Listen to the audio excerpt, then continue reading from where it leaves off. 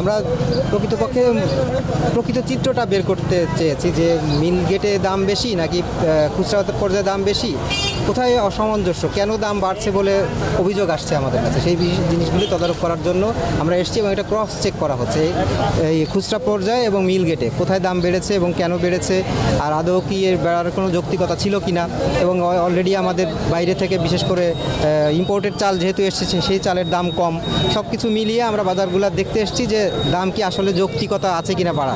তো যদি দেখি যে আমরা যৌক্তিকতা পাই নাই তাহলে আমরা সেভাবে আইনগত ব্যবস্থা নেব।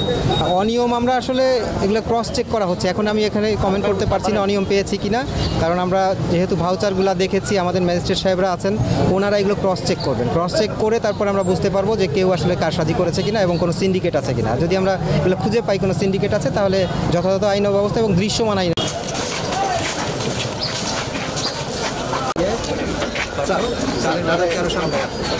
দেখান না,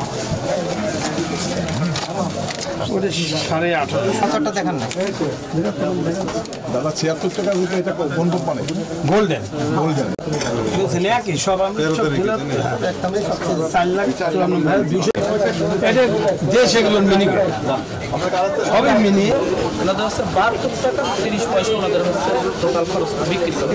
হতে পারে যে আরো কম দাম হওয়া উচিত, কিন্তু যে বিক্রি করছে ওই চালের সাথে